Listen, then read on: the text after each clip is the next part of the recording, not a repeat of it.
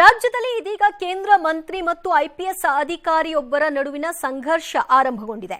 ತಮ್ಮ ವಿರುದ್ಧದ ಮೈನಿಂಗ್ ಕೇಸ್ನಲ್ಲಿ ಪ್ರಾಸಿಕ್ಯೂಷನ್ಗೆ ಅನುಮತಿ ಕೋರಿದ್ದ ಲೋಕಾಯುಕ್ತ ಎಡಿಜಿಪಿ ಎಸ್ಐಟಿ ಮುಖ್ಯಸ್ಥ ಚಂದ್ರಶೇಖರ್ ವಿರುದ್ಧ ನಿನ್ನೆಯಷ್ಟೇ ಕುಮಾರಸ್ವಾಮಿ ನಾನಾ ಆರೋಪ ಮಾಡಿದ್ರು. ಇದಕ್ಕೆ ಎಸ್ಐಟಿ ಮುಖ್ಯಸ್ಥ ಚಂದ್ರಶೇಖರ್ ಪರೋಕ್ಷವಾಗಿ ಟಕ್ಕರ್ ನೀಡಿದ್ದಾರೆ. ಆದರೆ ಎಸ್ಐಟಿಯ ತಮ್ಮ ಸಹೋದ್ಯೋಗಿಗಳಿಗೆ ಚಂದ್ರಶೇಖರ್ ಬರೆದ ಪತ್ರ ಮತ್ತು ಅದರಲ್ಲಿ ಬಳಸಿದ ಪದಗಳ ಬಗ್ಗೆ ಭಾರೀ ಚರ್ಚೆ ನಡೆದಿದೆ. ಅಷ್ಟಕ್ಕೂ ಲೋಕಾಯುಕ್ತ ಎಡಿಜಿಪಿ ಬರೆದ ಪತ್ರದಲ್ಲಿ ಏನಿದೆ ಅನ್ನೋದನ್ನ ನೋಡೋಣ. ಲೋಕಾಯುಕ್ತ ಎಡಿಜಿಪಿ ಪತ್ರದಲ್ಲಿರುವ ಕೆಲವು ಪ್ರಮುಖ ಅಂಶಗಳನ್ನು ನಿಮ್ಮ ಮುಂದೆ ಇಡ್ತಾ ಇದ್ದೀವಿ. ಎಸ್ಐಟಿಯ ಅಪರಾಧ ಸಂಖ್ಯೆ 16/14ರಲ್ಲಿ ಕುಮಾರಸ್ವಾಮಿ ಆರೋಪಿ. ಎಸ್ಐಟಿ ಸಕ್ರಮ ಪ್ರಾಧಿಕಾರದ ಬಳಿ ಕಾನೂನು ಕ್ರಮಕ್ಕೆ ಕೋರಿತ್ತು. ಆದರೆ ಸುಳ್ಳು ದುರುದ್ದೇಶಪೂರ್ವಕ ಆರೋಪ ಮಾಡಿ ಬೆದರಿಕೆಯನ್ನ ಒಡ್ಡಿದ್ದಾರೆ. ಬೇಲ್ ಮೇಲಿರುವ ಆರೋಪಿಯಿಂದ ಕರ್ತವ್ಯಕ್ಕೆ ಅಡ್ಡಿ ಯತ್ನ ಆಪಾದನೆ. ಇಂತಹ ಆರೋಪಗಳು ಬೆದರಿಕೆಗಳಿಗೆ ನಾವು ಭಯ ಪಡುವುದಿಲ್ಲ. ನನ್ನ ಮೇಲೆ ದಾಳಿ ಮೂಲಕ ಎಸ್ಐಟಿ ಅಧಿಕಾರಿಗಳ ಮನಸ್ಸಲ್ಲಿ ಭಯ ಹುಟ್ಟಿಸುವ ಉದ್ದೇಶ ಅವರಿಗೆ ಇರಬಹುದು. ಆದರೆ ಒಬ್ಬ ಆರೋಪಿ, ಆತ ಎಷ್ಟೇ ಉನ್ನತ ಸ್ಥಾನದಲ್ಲಿದ್ರೂ ಪರಾಕ್ರಮಿಯಾಗಿದ್ರೂ ಆತ ಆರೋಪಿ ಅಷ್ಟೇ. ನಾನು ಎಸ್ಐಟಿ ಮುಖ್ಯಸ್ಥನಾಗಿ ಭಯ ಪಡದೆ ಪಕ್ಷಪಾತವಿಲ್ಲದೆ ಕೆಲಸ ಮಾಡ್ತಿದ್ದೀನಿ. ಅಪರಾಧಿಗಳು ಆರೋಪಿಗಳು ಬಾಹ್ಯ ಪ್ರಭಾವಗಳಿಂದ ನಿಮ್ಮನ್ನ ರಕ್ಷಣೆ ಮಾಡ್ತಾರೆ. ಹಂದಿಗಳೊಂದಿಗೆ ಎಂದಿಗೂ ಕುಸ್ತಿ ಆಡಬೇಡಿ. ನೀವಿಬ್ರು ಕೊಳಕಾಗ್ತೀರಿ ಅಂತ ಹಂದಿಗೂ ಅದನ್ನ ಗೊತ್ತು, ಹಂದಿಯೂ ಇಷ್ಟಪಡುತ್ತೆ ಅಂತ ಜಾರ್ಜ್ ಬರ್ನಾಡೋ ಶಾ ಅವರ ಹೇಳಿಕೆಯನ್ನ ಉಲ್ಲೇಖಿಸಿದ್ದಾರೆ. ಕೆಲವೊಮ್ಮೆ ಆರೋಪಿಗಳು ನಮ್ಮ ಮೇಲೆ ಕೊಳಕು ಎಸಿತಾರೆ, ಆದರೆ ನಮ್ಮ ಕರ್ತವ್ಯವನ್ನ ನಾವು ನಿರ್ವಹಿಸಬೇಕಾಗತ್ತೆ. ಎಂದಿಗೂ ಭರವಸೆಯನ್ನ ಕಳೆದುಕೊಳ್ಬೇಡಿ. ಸತ್ಯವೇ ಯಾವಾಗಲೂ ಗೆಲ್ಲುತ್ತೆ, ಸತ್ಯಮೇವ ಜಯತೆ. ಇದು ಲೋಕಾಯುಕ್ತ ಎಡಿಜಿಪಿ ಪತ್ರವನ್ನ ತಮ್ಮ ಸಿಬ್ಬಂದಿಗೆ ಬರೆದಿರುವಂತಹ ಪ್ರಮುಖ ಅಂಶಗಳು. ಸೊ ಇಷ್ಟು ಅಂಶಗಳನ್ನ ಕುಮಾರಸ್ವಾಮಿ ಅವರು ಗಮನಿಸಿದ ನಂತರದಲ್ಲಿ ಸಹಜವಾಗಿ ಅವರಿಂದ ಕೂಡ ಕೌಂಟರ್ ಬಂತು. ಏನದು? ಲೋಕಾಯುಕ್ತ ಎಡಿಜಿಪಿಯ ಪತ್ರ ಕೇಂದ್ರ ಮಂತ್ರಿ ಕುಮಾರಸ್ವಾಮಿ ಅವರನ್ನ ಈ ರೀತಿಯಾಗಿ ಕೆರಳಿಸಿದೆ. ಎಸ್ಐಟಿ ಮುಖ್ಯಸ್ಥ ಚಂದ್ರಶೇಖರ್ ವಿರುದ್ಧ ಇಂದು ಮತ್ತೊಂದಷ್ಟು ಆರೋಪಗಳ ಸುರಿಮಳೆಯನ್ನ ಅವರು ಗೈದ್ರು.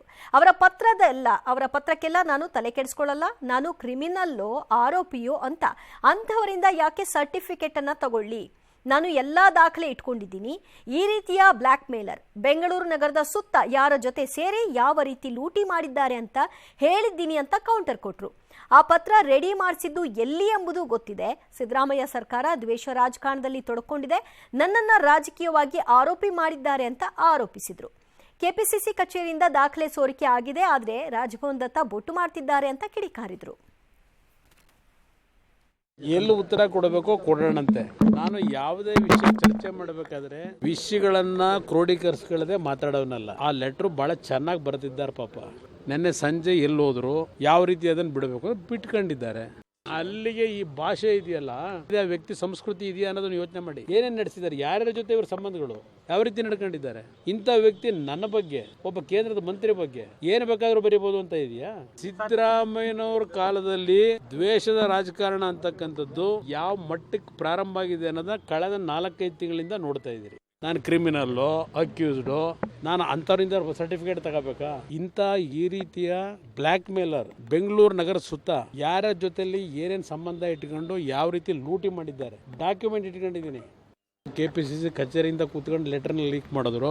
ರಾಜ್ಯಪಾಲರ ಕಚೇರಿನ ಸರ್ಚ್ ಮಾಡ್ಲಿಕ್ಕೆ ನನಗೆ ಅವಕಾಶ ಕೊಡಿ ಅಂತ ಹೇಳಿ ಮೇಲಿನಧಿಕಾರಿಗೆ ಪತ್ರ ಬರೀತಾರೆ ಅಂದ್ರೆ ಗವರ್ನರ್ ಕಚೇರಿಯನ್ನ ಇವತ್ತು ಯಾವ ಮಟ್ಟಿಗೆ ಇಳಿಸ್ಲಿಕ್ಕೆ ಹೊರಟಿದ್ದಾರೆ. ಇವರು ಜನಸಾಮಾನ್ಯರಿಗೆ ರಕ್ಷಣೆ ಕೊಡಾರ? ಇವರು ನಾನು ಅಕ್ಯೂಸ್ಡ್ ಅನ್ನೋದು ರಾಜಕೀಯವಾಗಿ ಅಕ್ಯೂಸ್ ಮಾಡ್ಕೊಂಡಿದ್ದಾರೆ. ಅದರಲ್ಲಿ ನಾನು ಏನು ಮಾಡೋಕ್ಕಾಗಲ್ಲ.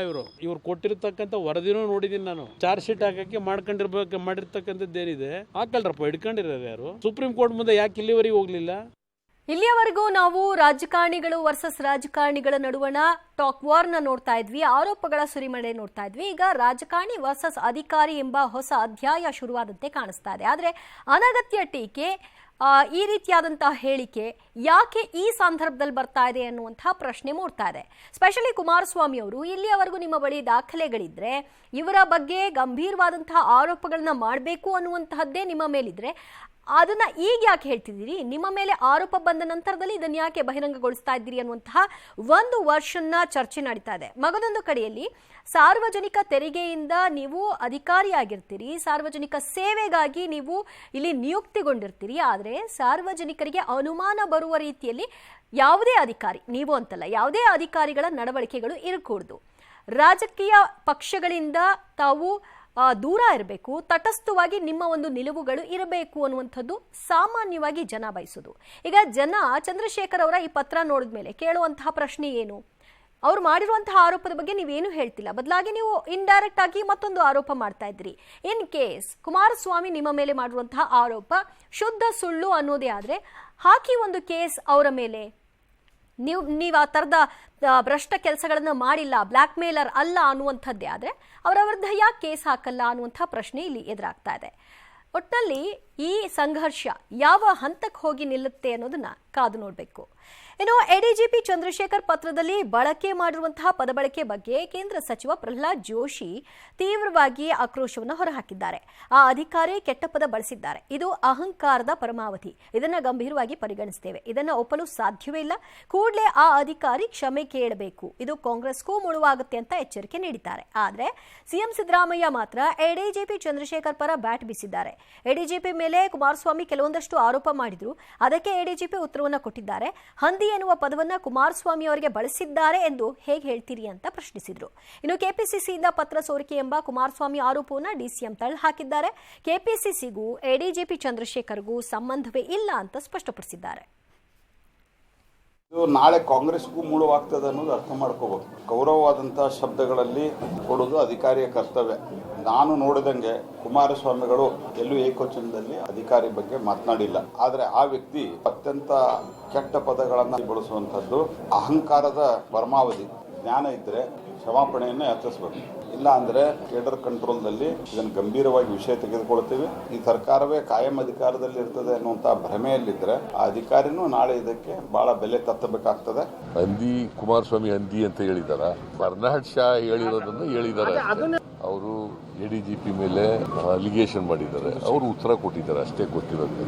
ಈಗ ತಪ್ಪು ಮಾಡಿಬಿಟ್ಟಿದ್ದಾರೆ, ಅಧಿಕಾರಿಗಳ ಮೇಲೆ ಟೀಕೆ ಮಾಡೋದು ಇದೆಯಲ್ಲ, ಯಾಕೆ ಮಾಡ್ತಾರೆ? ಅವರು ಏನ್ ಮಾತಾಡ್ತಾ ಇದಾರೆ ಅವ್ರಿಗೆ ಗೊತ್ತಿಲ್ಲ. ಕೆಪಿಸಿಸಿಗೂ ಚಂದ್ರಶೇಖರ್ಗೂ ಏನ್ ಸಂಬಂಧ? ಏನ್ ದಾಖಲೆ ಇದ್ರು ಏನ್ ಬೇಕಾದ್ರೂ ಬಿಡುಗಡೆ ಮಾಡ್ಕೊಳ್ಳಿ. ಪಾಪ ಚಂದ್ರಶೇಖರ್ ನನ್ನ ನೋಡೂ ಇಲ್ಲ, ನಾನು ಮಾತಾಡೂ ಇಲ್ಲ, ನಂಗೆ ಸಿಕ್ಕೂ ಇಲ್ಲ, ನನ್ಗೆ ಗೊತ್ತೇ ಇಲ್ಲ. ಮೂಡಾ ಕೇಸ್ನಲ್ಲಿ ಸಿಎಂ ಸಿದ್ದರಾಮಯ್ಯ ವಿರುದ್ಧ ಲೋಕಾಯುಕ್ತ ತನಿಖೆ ನಾಳೆಯಿಂದ ಚುರುಕು ಪಡ್ಕೊಳ್ಳುತ್ತೆ. ಈ ಪ್ರಕರಣದ ತನಿಖೆಗೆಂದೇ ಮೈಸೂರು ಲೋಕಾಯುಕ್ತ ಎಸ್ಪಿ ಉದೇಶ್ 4 ತಂಡ ರಚಿಸಿದ್ದಾರೆ. ಮತ್ತೊಂದು ಕಡೆ ಸಿಬಿಐ ತನಿಖೆಗೆ ಕೋರಿ ದೂರುದಾರ ಸ್ನೇಹಮಯಿ ಕೃಷ್ಣ ಸಲ್ಲಿಸಿರೋ ಅರ್ಜಿ ವಿಚಾರಣೆ ನಾಳೆ ಹೈಕೋರ್ಟ್ನಲ್ಲಿ ನಡೆಯಲಿದೆ. ಇದು ಸಾಲದೆಂಬಂತೆ ಮೂಡಾ ಕೇಸ್ ಸಂಬಂಧ ತನಿಖೆಗೆ ಕೋರಿ ಜಾರಿ ನಿರ್ದೇಶನಾಲಯಕ್ಕೂ ದೂರುದಾರರು ಪತ್ರ ಬರೆದಿದ್ದಾರೆ. ಹೀಗಾಗಿ ಇಡಿ ಕೂಡ ಪ್ರತ್ಯೇಕ ಪ್ರಕರಣ ದಾಖಲಿಸಿ ತನಿಖೆ ಮಾಡೋ ಸಾಧ್ಯತೆ ಇದೆ. ಇನ್ನು ಸಿಬಿಐ ತನಿಖೆಗೆ ಕೋರಿ ಸಲ್ಲಿಸಲಾದ ಅರ್ಜಿ ವಿಚಾರಣೆ ನೋಡಿಕೊಂಡೇ ಮುಂದಿನ ಕಾನೂನು ಹೋರಾಟದ ಬಗ್ಗೆ ಸಿಎಂ ತೀರ್ಮಾನವನ್ನು ತೆಗೆದುಕೊಳ್ಳಲಿದ್ದಾರೆ. ಈ ಮಧ್ಯೆ ಸ್ನೇಹಮಯಿ ಕೃಷ್ಣ ಯಾರೆಂದೇ ತಮಗೆ ಗೊತ್ತಿಲ್ಲ ಅಂತ ಸಿಎಂ ಹೇಳಿಕೊಂಡಿದ್ದಾರೆ. ಅವ್ನು ಯಾರೋ ನಾನು ನೋಡೇ ಇಲ್ಲ, ಅವನು ಯಾರೋ ಇಡಿ ಕಂಪ್ಲೇಂಟ್ ಕೊಟ್ಬಿಟ್ಟ ತಕ್ಷಣ ಆಗುತ್ತದು. ಕಾನೂನು ರೀತಿಯ ಕ್ರಮ ತಗೋಬೇಕು. ನಾಳೆ ನೇರವಾಗಿ ಕಚೇರಿಗೆ ಅರ್ಜಿಯನ್ನು ಕೊಡ್ತಾ ಇದ್ದಾರೆ. ಲೋಕಾಯುಕ್ತ ತನಿಖಾಧಿಕಾರಿಗಳು ಒಂದು ಮನಿ ಪತ್ರ ಕೊಡ್ತಾ ಇದ್ದಾರೆ. ಆ ಪ್ರಕಾರ ಯಾವ್ಯಾವ ತನಿಖೆ ನಡೆಸಬೇಕು ಅನ್ನೋದನ್ನ ಸ್ಪಷ್ಟವಾಗಿ ಮಾಹಿತಿ ಮತ್ತು ದಾಖಲೆಗಳ ಸಮೇತ ಒಂದು ಮನಿ ಪತ್ರ ಕೊಡ್ತಾ ಇದ್ದಾರೆ. ಚುನಾವಣಾ ಬಾಂಡ್ಗಳಿಗೆ ಸಂಬಂಧಿಸಿದ ಹಾಗೆ ಕೋರ್ಟ್ ಸೂಚನೆ ಮೇರೆಗೆ ಬೆಂಗಳೂರಿನಲ್ಲಿ ಕೇಂದ್ರ ಸಚಿವೆ ನಿರ್ಮಲಾ ಸೀತಾರಾಮನ್ ಸೇರಿ ಬಿಜೆಪಿಯ ಹಲವರ ವಿರುದ್ಧ ಎಫ್ಐಆರ್ ದಾಖಲಾಗಿದೆ. ಇದನ್ನೇ ಮುಂದಿಟ್ಟುಕೊಂಡ ಕಾಂಗ್ರೆಸ್ ರಾಷ್ಟ್ರ ಮಟ್ಟದಲ್ಲಿ ಬಿಜೆಪಿ ವಿರುದ್ಧ ಮುಗಿಬಿದ್ದಿದೆ. ಎಲೆಕ್ಷನ್ ಬಾಂಡ್ ಅಕ್ರಮದ ಹಿಂದೆ ಕೇವಲ ನಿರ್ಮಲಾ ಸೀತಾರಾಮನ್ ಮಾತ್ರ ಇಲ್ಲ, ಅವರಿಗೆ ಯಾರು ಆದೇಶ ಕೊಟ್ಟಿದ್ದಾರೆ ಎನ್ನುವುದು ಎಲ್ಲರಿಗೂ ಗೊತ್ತಿದೆ ಎಂದಿದ್ದಾರೆ. ಈ ಮೂಲಕ ಪರೋಕ್ಷವಾಗಿ ಮೋದಿಯನ್ನ ಎಳೆತಂದಿದ್ದಾರೆ. ಈ ಬಗ್ಗೆ ಜೆಪಿಸಿ ತನಿಖೆ ಆಗಬೇಕು, ವಿತ್ತ ಸಚಿವೆ ರಾಜೀನಾಮೆ ಕೊಡಬೇಕು ಅಂತ ಆಗ್ರಹಿಸಿದ್ದಾರೆ. ಇದಕ್ಕೆ ಎನ್ಡಿಎ ಕೌಂಟರ್ ಕೊಟ್ಟಿದೆ. ಎಲ್ಲಾ ರಾಜ್ಯಗಳಲ್ಲೂ ಕೇಂದ್ರ ಸಚಿವರ ಮೇಲೆ ಎಫ್ಐಆರ್ ಹಾಕಿಸಿ ಎಲ್ಲರ ರಾಜೀನಾಮೆ ಕೇಳಿ ಹೊಸ ಸಂಪ್ರದಾಯ ಶುರುವಾಗಲಿ ಅಂತ ಕುಮಾರಸ್ವಾಮಿ ವ್ಯಂಗ್ಯವಾಡಿದ್ದಾರೆ. ಈ ಕೇಸ್ಗೂ ಮೂಡಾಗೂ ಹೋಲಿಕೆ ಮಾಡಬೇಡಿ, ಅದೇ ಬೇರೆ ಇದೇ ಬೇರೆ ಅಂತ ಸಿಟಿ ರವಿ ಹೇಳಿದ್ದಾರೆ. ಪಾರದರ್ಶಕ ವ್ಯವಸ್ಥೆ ಸರಿಯೋ, ಕದ್ದು ಸೂಟ್ ಕೇಸ್ ತೆಗೆದುಕೊಂಡು ಹೋಗ್ತಾರಲ್ಲ ಅದು ಸರಿನಾ ಅಂತ ಪ್ರಶ್ನೆ ಮಾಡಿದ್ದಾರೆ. जिन पर रेड हुआ उन्होंने इलेक्ट्रल बॉन्ड खरीदा और वो छूट गए. क्यों इलेक्ट्रल बॉन्ड उन्होंने खरीदा, उन पर क्या धमकियां दी गई थी, ईडी, इनकम टैक्स और सीबीआई का कैसा दुरुपयोग हुआ, इन संस्थाओं का कंट्रोल इनके हाथ में है और खास तौर से वित्त मंत्री के हाथ में है. हमने कई बार जेपीसी की भी मांग की है इस मामले को लेकर. एक बेंगलुरु के एक विशेष कोर्ट के आदेश अनुसार एक एफआईआर दर्ज हुआ है. इस एफआईआर में हमारे कहने से नहीं, कोर्ट ने कहा है, आदेश दिया है. एक्यूज नंबर 1 सर्वोपरि देश के हमारे वित्त मंत्री हैं, उनको फौरन इस्तीफा देना चाहिए. नैतिक रूप से। ಎಲ್ಲೆಲ್ಲಿ ಕೇಂದ್ರದ ಮಂತ್ರಿಗಳವ್ರೆ ಆಯಾ ರಾಜ್ಯಗಳಲ್ಲಿ ಹೋಗಿ ಎಲ್ಲರ ಮೇಲೂ ಒಂದೊಂದು ಕೇಸ್ ಹಾಕ್ಸಿ, ಎಲ್ಲರ ಮೇಲೂ ಹಾಕ್ಸ್ಬಿಟ್ಟು ಒಂದು FIR ಹಾಕ್ಸಿ, ಎಲ್ಲ ಮಂತ್ರಿಗಳು ರಾಜೀನಾಮೆ ಕೊಡಬೇಕು ಅಂತ ಕೇಳಿ ಇದೊಂದು ಹೊಸ ಒಂದು ಸಂಪ್ರದಾಯ ಪ್ರಾರಂಭ ಮಾಡಿ, ತುಂಬ ಚೆನ್ನಾಗಿರ್ತದೆ. ರಾಜಕೀಯ ಪ್ರೇರಿತವಾಗಿ ಇವರಿಗೆ FIR ದಾಖಲಿಸಿದ್ದಾರೆ, ತೊಂದರೆ ಇಲ್ಲ, ಎದುರಿಸ್ತೀವಿ. ಮೂಢ ಪ್ರಕರಣಕ್ಕೂ ಅದಕ್ಕೂ ಹೋಲಿಕೆ ಮಾಡಬಾರ್ದು. ಮೂಢ ಪ್ರಕರಣ ವ್ಯಕ್ತಿಗತ ಸ್ವಾರ್ಥದಿಂದ ಡಿನೋಟಿಫಿಕೇಶನ್ ಇಂದ ಮೊದಲುಗೊಂಡು ಕನ್ವರ್ಷನ್ ಇಂದ ಮೊದಲುಗೊಂಡು ನಿವೇಶನ ಪಡೆಯೋದ್ರವರೆಗೂ ಸ್ವಹಿತಾಸಕ್ತಿ ಇದೆ, ಸ್ವಾರ್ಥ ಇದೆ. ಪಾರದರ್ಶಕವಾದ ವ್ಯವಸ್ಥೆ ತಪ್ಪೋ ಅಥವಾ ಕದ್ದು ಸೂಟ್ ಕೇಸಲ್ಲಿ ತಗೊಳ್ತಿದ್ದು ತಪ್ಪೋ? ಈ ಕಾಂಗ್ರೆಸ್ ಹೇಳ್ತಾ ಇದೆ ಕದ್ದು ಸೂಟ್ ಕೇಸಲ್ಲಿ ತಗೊಳ್ತಿರೋದು ಸರಿ. ಪಾರದರ್ಶಕವಾದ ವ್ಯವಸ್ಥೆ ಯಾರು ಕೊಟ್ರು, ಎಷ್ಟು ಕೊಟ್ರು, ಯಾರಿಗೆ ಕೊಟ್ರು ಅನ್ನೋದು ಗೊತ್ತಾಗಬಾರ್ದು. ರಾಜ್ಯ ಬಿಜೆಪಿಯ ಅತೃಪ್ತರ ಒಂದು ಗುಂಪು ಈಗ ಫುಲ್ ಆಕ್ಟಿವ್ ಆಗಿದೆ. ವಿಜಯೇಂದ್ರ ಹಠಾವೋ ಹೋರಾಟ ತೀವ್ರಗೊಳಿಸಿದೆ. ಬಸನಗೌಡ ಯತ್ನಾಳ್, ರಮೇಶ್ ಜಾರಕಿಹೊಳಿ, GM ಸಿದ್ದೇಶ್ವರ್ ಸೇರಿ ಹಲವರು ದಾವಣಗೆರೆಯಲ್ಲಿ ಸಭೆ ಮಾಡಿದ್ದಾರೆ. ಈಶ್ವರಪ್ಪ ಪರವಾಗಿ ಬ್ಯಾಟ್ ಬೀಸಿದ ಯತ್ನಾಳ್ ವಿಜಯೇಂದ್ರ ವಿರುದ್ಧ ವಾಗ್ದಾಳಿ ನಡೆಸಿದ್ದಾರೆ. ಮತ್ತೊಂದು ಕಡೆ ವಿಜಯೇಂದ್ರ ಪರ ರೇಣುಕಾಚಾರ್ಯ ಮತ್ತೆ ಬ್ಯಾಟ್ ಬೀಸಿದ್ದಾರೆ. ಆದರೆ ಹರಿಯಾಣ ಚುನಾವಣೆ ಬಳಿಕ ಎಲ್ಲ ಸರಿ ಹೋಗುತ್ತೆ ಅಂತ ಪ್ರಹ್ಲಾದ್ ಜೋಶಿ ಹೇಳಿಕೆ ಕೊಟ್ಟಿದ್ದಾರೆ. ಏನವರು ನಮ್ಮ ಪಕ್ಷದ ಹಿಂದೆ ರಾಜ್ಯಾಧ್ಯಕ್ಷರಿದ್ರೆ ಈಗ ನಿಮ್ಮ ಸ್ವಾರ್ಥಕ್ಕೆ ಈಶ್ವರಪ್ಪನವ್ರು ಹೊರಗೆ ಹಾಕಿರ್ಬೋದು. ನೀವು ಪಕ್ಷೇತರ ನಿಂತರೆ ನಿಮ್ದು ಎಷ್ಟು ಡಿಪಾಸಿಟ್ ಉಳಿತದೆ ನೀವು ನೋಡ್ಕೊರಿ. ಈಶ್ವರಪ್ಪನವ್ರ ಬಗ್ಗೆ ಹಗರು ಮಾತಾಡ್ತಿರಲ್ಲ, ಅವ್ರ ಡಿಪಾಸಿಟ್ ಉಳಿದಿಲ್ಲ. ನಿನಗೆ ತಾಕತ್ತಿದ್ರೆ ಕಾಂಗ್ರೆಸ್ ಭಿಕ್ಷೆಯಿಂದ ಆಗಿರತ್ತೇಳಿ ಹೇಳೋಣ DK ಶಿವಕುಮಾರ್. ನಮ್ಮ ಪಕ್ಷದ ರಾಷ್ಟ್ರೀಯ ನಾಯಕರು ಗಮನಿಸಿ ಈ ಹರಿಯಾಣ ಎಲೆಕ್ಷನ್ ಮುಗಿದ ನಂತರ ಎಲ್ಲವೂ ಸರಿಯಾಗುತ್ತೆ.